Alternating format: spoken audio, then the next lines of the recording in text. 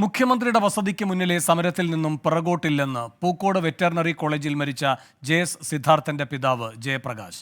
പ്രതിപക്ഷ നേതാവ് വി.ഡി. സതീശനുമായി കൂടിക്കാഴ്ച നടത്തി. തെരഞ്ഞെടുപ്പ് പശ്ചാത്തലത്തിൽ വാമൂടിക്കെട്ടാനായിരുന്നു സർക്കാരിന്റെ ശ്രമമെന്നും തനിക്ക് നീതി കിട്ടിയെന്ന് തെറ്റിദ്ധരിക്കപ്പെട്ടെന്നും ജയപ്രകാശ് കുറ്റപ്പെടുത്തി. ഇതുവരെയ്ക്കും ഞാൻ പറഞ്ഞ് പറ്റിച്ചു എന്ന് പറയില്ല, പക്ഷേ ഞാൻ ചതിക്കപ്പെട്ടോ എന്ന് എനിക്ക് ഡൗട്ടുണ്ട്. കാര്യം പറഞ്ഞാൽ അന്ന് ഇത്രയും പീക്ക് ടൈമിലായിട്ട് നടന്നുകൊണ്ടിരിക്കുമ്പോഴേ എല്ലാ കക്ഷി രാഷ്ട്രീയം ഒന്നുമില്ലാതെ എല്ലാവരും പ്രക്ഷോഭം ഉണ്ടാക്കുന്നു. മതം നോക്കാതെ എല്ലാവരും കാണുന്നു. അമ്മമാരെല്ലാവരും വലിയ രീതിയിൽ മീഡിയക്കാർ എല്ലാവരും ആക്രമിച്ചുകൊണ്ടിരിക്കുന്ന സമയത്ത് അതിന് പെട്ടെന്നൊരു തടയിടേണ്ടത് മുഖ്യമന്ത്രിക്ക് ആവശ്യമായിരുന്നു. എനിക്കതൊന്നും അറിയില്ലായിരുന്നു. ഞാൻ മണ്ടനായിപ്പോയി.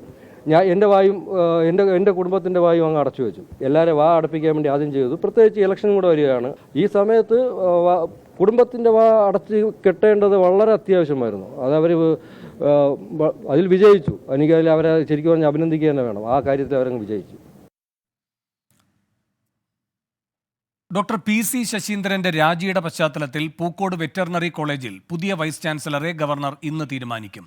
സലിം മാലിക് തിരുവനന്തപുരത്ത് നിന്ന് കൂടുതൽ വിവരങ്ങളുമായി ചേരുന്നു. സലിം, എന്തൊക്കെയാണ് ജയപ്രകാശ് പറയുന്നത്?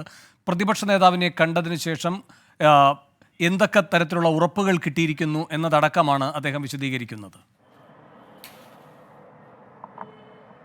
വേണു, സിദ്ധാർത്ഥന്റെ മരണവുമായി ബന്ധപ്പെട്ട ആ വിഷയത്തിൽ അതിന്റെ സമരം കൊടുമ്പിരി കൊണ്ടു നിന്നൊരു ദിവസമായിരുന്നു മുഖ്യമന്ത്രിയെ സിദ്ധാർത്ഥന്റെ പിതാവ് കാണുന്നത്. അതിന് തൊട്ടു പിന്നാലെ തന്നെ CBI അന്വേഷണം പ്രഖ്യാപിക്കുകയും അതോടുകൂടി ഈ സമരത്തിൽ നിന്ന് വീട്ടുകാരും ഒപ്പം തന്നെ പ്രതിപക്ഷ സംഘടനകളും പിന്തിരിയുകയും ചെയ്യുന്ന ഒരു സാഹചര്യം ഉണ്ടായിരുന്നു. അത് സർക്കാരിന്റെ ഒരു ബുദ്ധിപൂർവമായ നീക്കമാണ് എന്നുള്ള ഒരു വലിയ ആരോപണമാണ് ഇപ്പോൾ സിദ്ധാർത്ഥന്റെ പിതാവ് പ്രധാനമായും നടത്തുന്നത്. ആ സമയത്ത് തന്റെയും കുടുംബത്തിന്റെയും വാ അടപ്പിക്കണമായിരുന്നു മുഖ്യമന്ത്രി, അതാണ് ലക്ഷ്യം വെച്ചത്. അതിന്റെ അടിസ്ഥാനത്തിലാണ് CBI അന്വേഷണം ഉൾപ്പെടെയുള്ള കാര്യങ്ങൾ ഉറപ്പ് നൽകിയതെന്നാണ് സിദ്ധാർത്ഥന്റെ പിതാവ് ആരോപിക്കുന്നത്. അതുകൊണ്ട് തന്നെ താൻ ചതിക്കപ്പെട്ടു എന്നാണ് തനിക്കിപ്പോൾ തോന്നുന്നത്. അതുകൊണ്ട് തൽക്കാലം ഇനി മുഖ്യമന്ത്രിയുടെ അടുത്തേക്ക് പോകാൻ തൽക്കാലം ഉദ്ദേശമില്ല. ഏതെങ്കിലും സാഹചര്യം വന്നാൽ പോകും. പക്ഷേ ഇപ്പോൾ തനിക്ക് വിശ്വാസമുള്ള ആളുകളെ മാത്രമാണ് കാണുന്നത്. അതുകൊണ്ടാണ് ഇന്നലെ ഗവർണറെ കണ്ടത്, ഇന്ന് പ്രതിപക്ഷ നേതാവിനെയും കണ്ടത്. അതുകൊണ്ടാണ് എന്നുള്ളതാണ് സിദ്ധാർത്ഥന്റെ പിതാവ് പറയുന്നത്. മാത്രമല്ല, പ്രതിപക്ഷ നേതാവിനെ കണ്ടപ്പോൾ തന്നെ അദ്ദേഹം സഹായിക്കുമെന്നൊരു ഉറപ്പോടുകൂടിയാണ് ഇവിടേക്ക് വന്നത്. അത് കണ്ടപ്പോൾ ആത്മവിശ്വാസം ഇരട്ടിയായി.